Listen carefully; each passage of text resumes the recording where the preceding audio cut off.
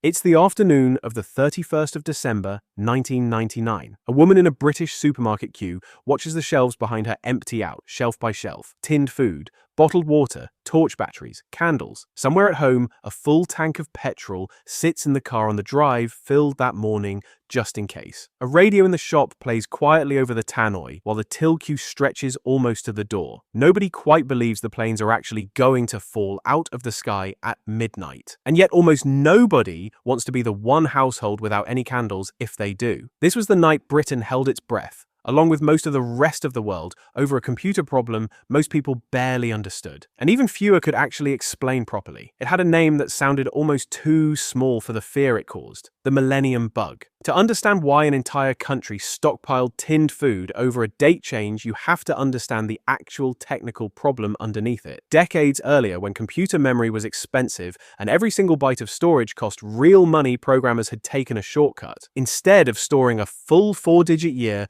they stored just the last two. 1998 became simply 98, a small saving that made perfect sense at the time and cost almost nothing to anyone using those systems for years afterward. It was the kind of decision nobody in the room thought twice about at the time. Nobody writing that code back in the 1960s and 70s expected their programs to still be running by the year 2000. But an enormous amount of it was still running exactly as written decades later, buried inside banks, hospitals, government departments, and factories that had never bothered replacing systems that still did their job perfectly well. And when the year finally rolled over from 99 to 00, there was a real and genuine question buried inside millions of lines of old forgotten code. Would a computer read that 00 as the year 2000? Or would it read it as 1900, sending dates calculations and entire systems quietly haywire without any warning at all? Once that question reached the newspapers, it grew very quickly into something much bigger than a simple coding quirk,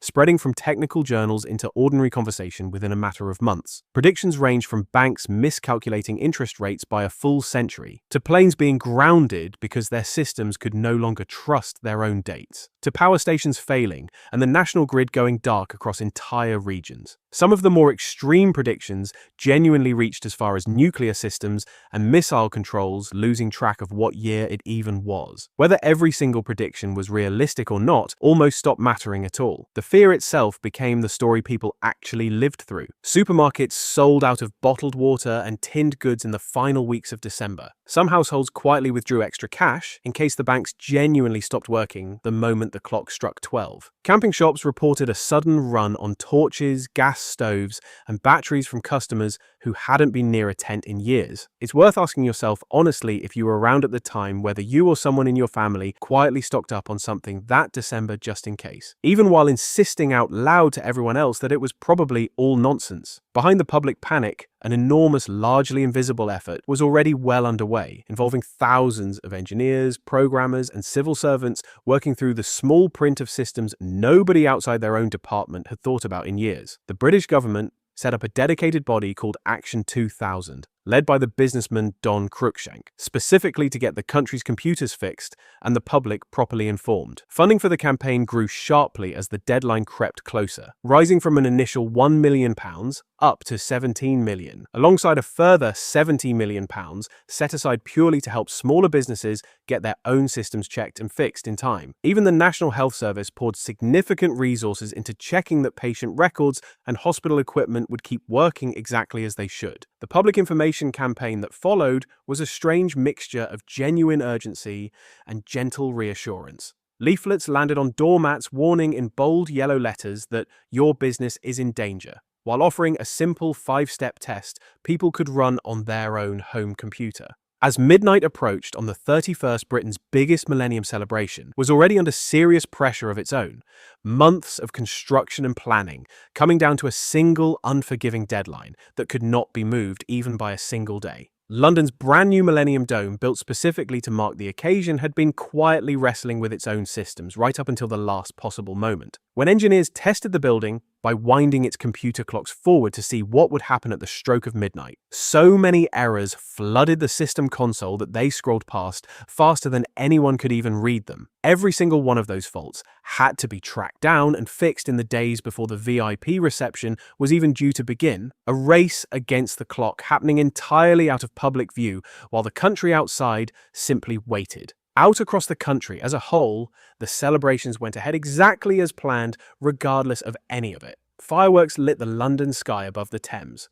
A wall of flame stretched for 200 meters along the riverbank itself. Millions of people up and down Britain gathered in town squares, in pubs, and in their own front rooms, watching the clock creep steadily toward midnight, with a strange mixture of genuine excitement and quiet private nervousness about what might actually happen the second it struck. Glasses were raised a little earlier than usual that year, as if getting the toast in before anything could possibly go wrong. And then midnight came. Across Britain, the lights stayed on. The banks kept working exactly as they always had. The planes stayed precisely where they were meant to be. It wasn't quite nothing at all, though. In the early hours of the 1st of January, engineers at the National Air Traffic Service noticed a genuine hiccup in one of the systems reporting visibility on UK runways, caused by exactly the kind of date confusion everyone had spent 2 years fearing. It had to be corrected by hand before it caused any real disruption to a single flight. It was fixed quietly and quickly, and almost nobody outside the industry itself ever heard about it at the time. Elsewhere, a handful of minor glitches turned up too, mostly the sort of thing a quick reboot solved within minutes. The kind of story that made a small paragraph in a technical newsletter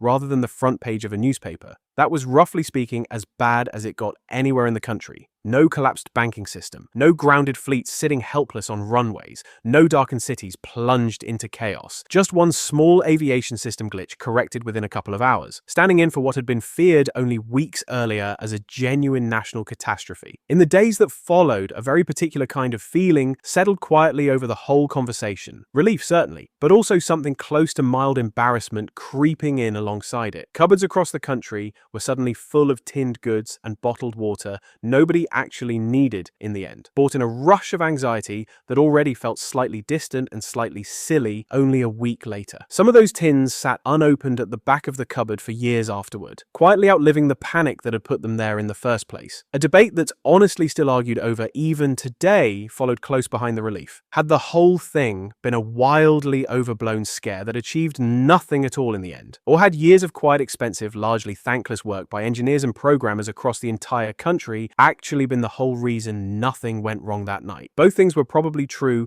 at exactly the same time. The fear may well have been exaggerated in places, but the fix genuinely wasn't imaginary. An enormous amount of real unglamorous work had gone into making sure midnight passed as quietly as it eventually did, work that mostly went unthanked precisely because it succeeded. The Millennium Bug never delivered the disaster half the country had quietly prepared for behind closed doors. What it left behind instead was something a little stranger than that. A shared, slightly sheepish national memory of stockpiled tins unspent contingency cash, and a fear that turned out to be almost entirely wonderfully unnecessary. It became, in its own quiet way, one of the few disasters in living memory that everyone actually prepared for properly and was rewarded, for once, with absolutely nothing happening at all. If you remember exactly where you were when that clock finally struck midnight, you already know how strange the quiet that followed really felt.